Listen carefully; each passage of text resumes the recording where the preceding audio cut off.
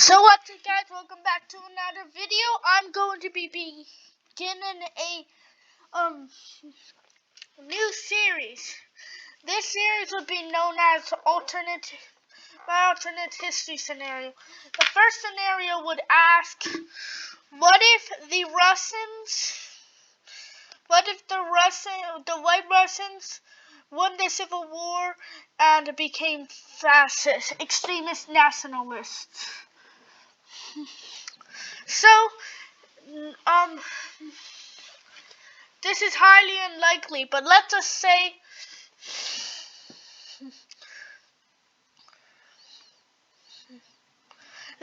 the Bolsheviks keep let's say the Bolsheviks see that their no peace, no war strategy is going badly, so they would begin an offensive against the Central Powers. This would be known as the Ukrainian offensive and would be a massive catastrophe to the Bolsheviks, gaining land at first in Donbass, but at the price of thousands of lives. This will make the Bolsheviks extremely unpopular, and especially how they promise peace. The whites, seeing that the Bolsheviks' lines are about to break, would begin an offensive into the heartland of the Bolsheviks.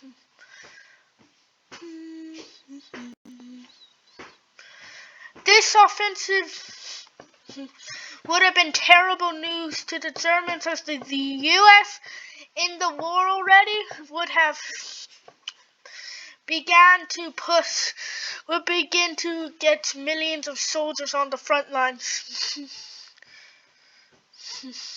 The Bolsheviks focus all their forces in the front with the whites as the inner Bolsheviks parts of the Bolsheviks tear the Bolsheviks apart. The Communist Party is in a split with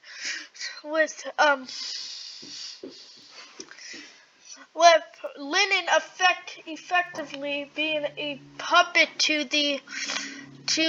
Trotsky and Stalin, as used as a political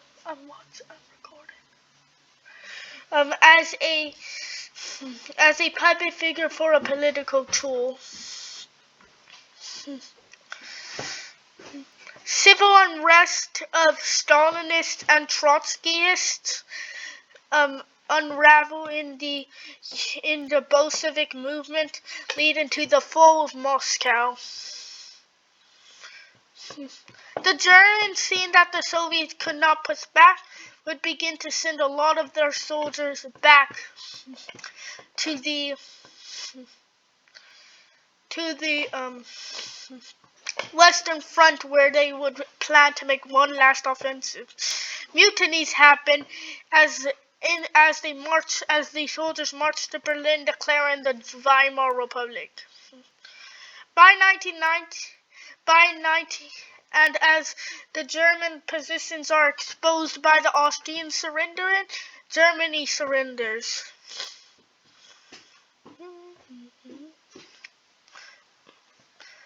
The land occupied by the Central Powers becomes independent in the peace treaty, which angers Russian content.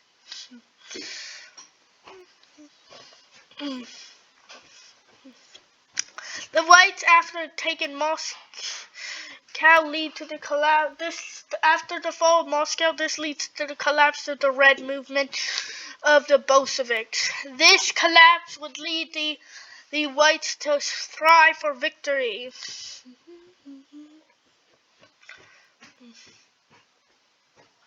The Russians felt cheated on. They are now impoverished and They are now impoverished and lost land that they didn't have to do. Their national prestige is gone. This leads to the rise of fascism, or the National Socialist Russian Party, or NSRP. The NSRP wants to rebuild the country, retake the lands of the Tsar of the past stardom. This further angers the Russian people after the Polish, Lithuanians, Latvians, Estonians, and Moldovans and Ukrainians all have an alliance with France.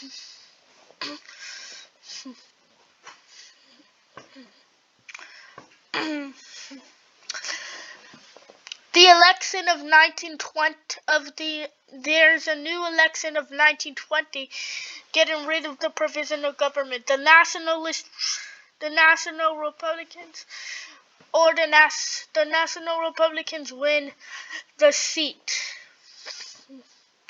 in the presidency.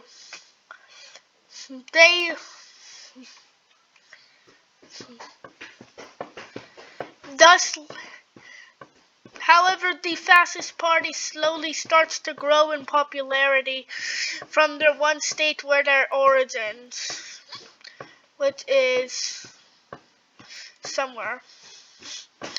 There's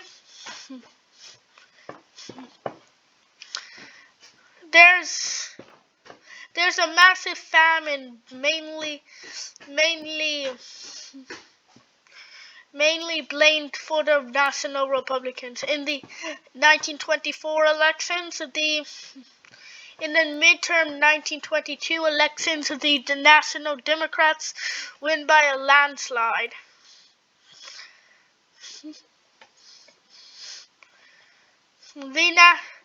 The Fascists, however, start to get popularity, and in the 1924 presidential election, the Democrats win by a landslide, but most of the caucuses and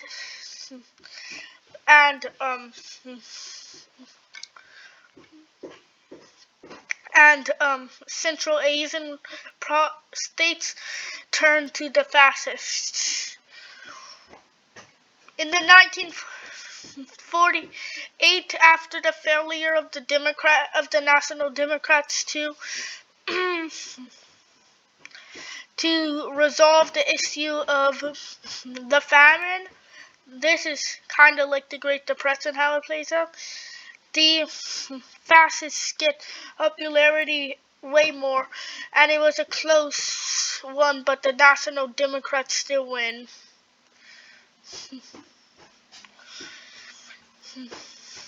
In the 1930 midterm elections, the Fascists get elected for Congress and Senate as the National Democrats also fail even more to resolve the famine, the Great Famine of 1921.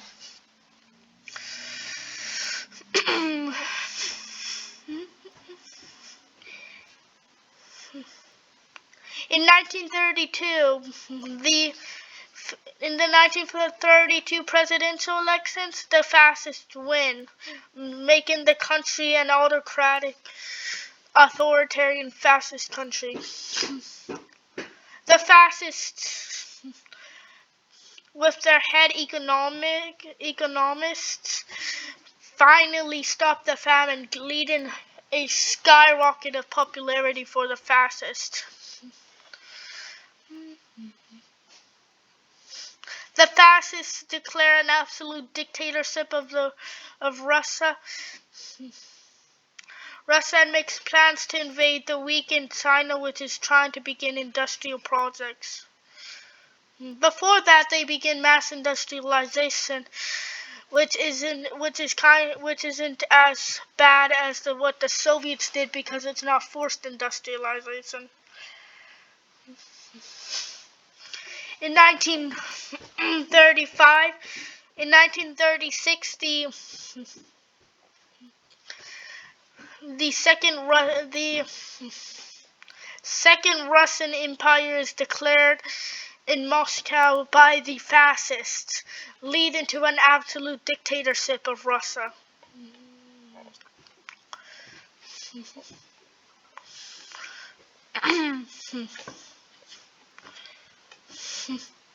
An incident which was most likely staged by the Russian fascists to get more influence in Asia.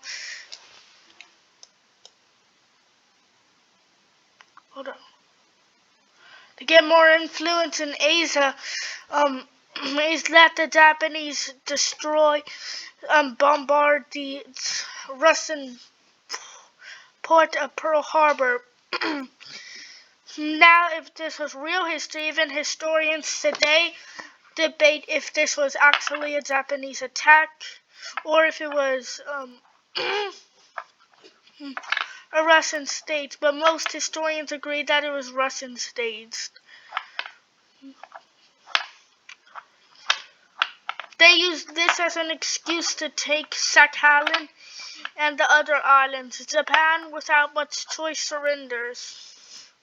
Korea turns into a puppet of the Empire. Sakhalin and the other little islands that Japan took from Russia is turned back, and Japan is still an industrialized nation and a nation to be reckoned with. Now China. With a bigger front against China, they begin their invasion with 1.5 million soldiers.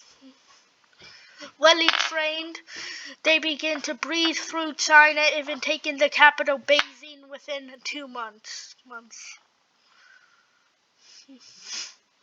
By 1939, the Chinese surrenders and gives up Tanatuva, Mongolia, parts of East Turkestan, Manchuria, and allows Russia access to their ports.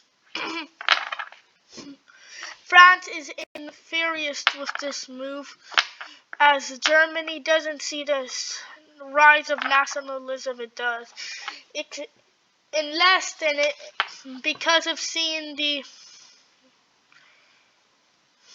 Because the National Socialists were all about the destruction of communism. Communism wasn't really here because the Bolsheviks failed. Nobody wants to fail a revolution and then most likely be exiled to death. So the Communist Party takes over in Germany as the German government is weak and ineffective. This happens in 1939.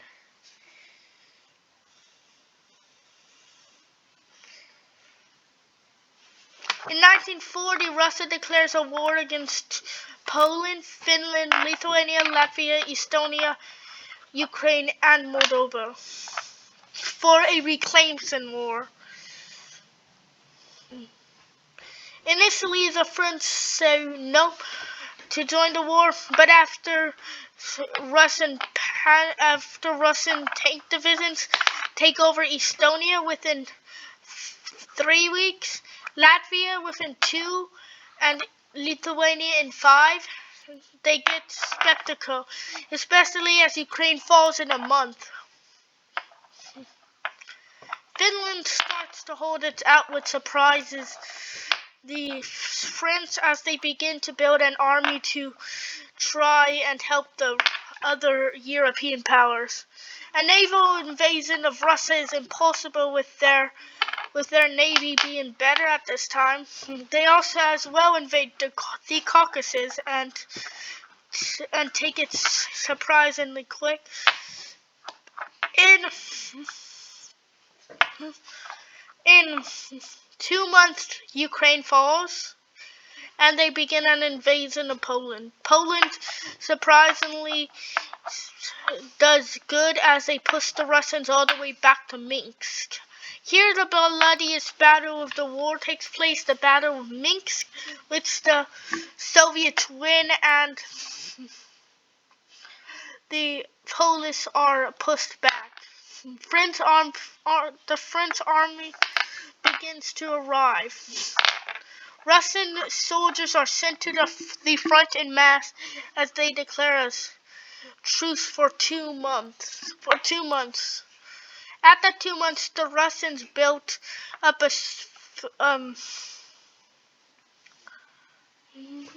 a force of 2 million, and the French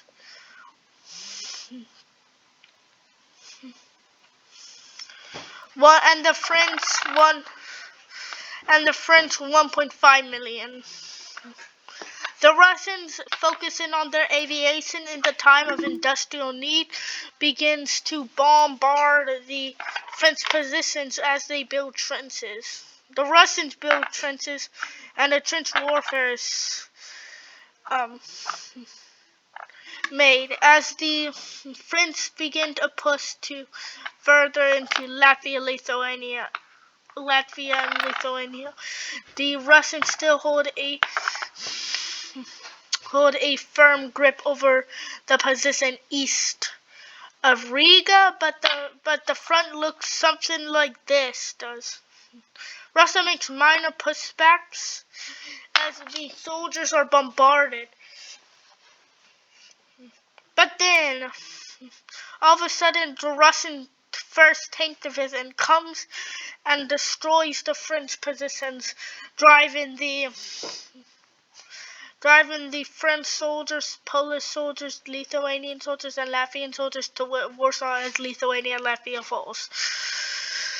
Moldova shortly falls afterwards as the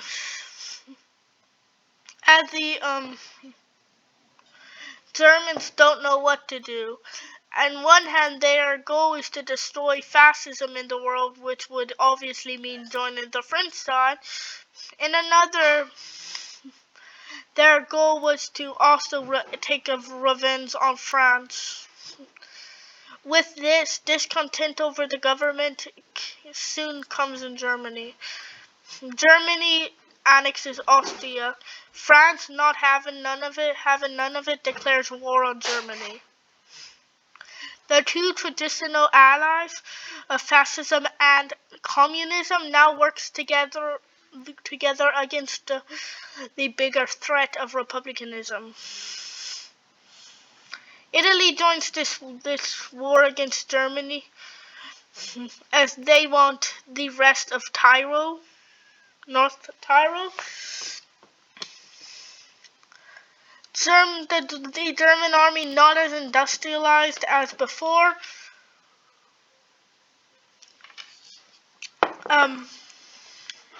begins to fail as the Italians and French push them back. However, the French soldiers retreat, leading to a Russian victory there. In Poland, they annex the place as they hold a successful line against the Finnish. Germany, not liking the Russian fascists and having not much of support from the people as they are teaming up with fascism, declares war on Russia. Probably the stupidest move at this point, as the Germans have initial successes in Poland and the Russians have initial successes in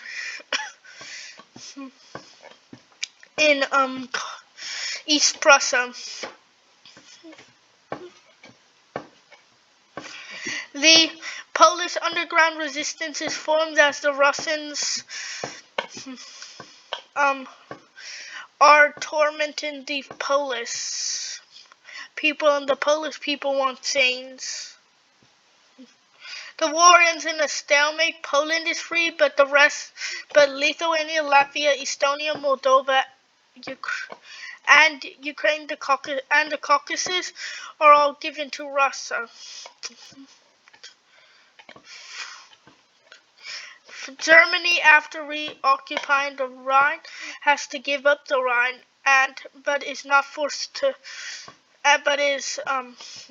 but the French are forced to pay money to the Germans in compensation for their losses in the 1920s.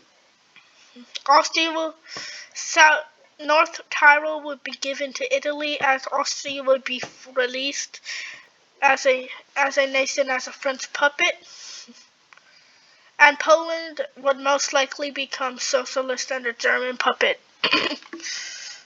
as they feel more connection to the Germans than to the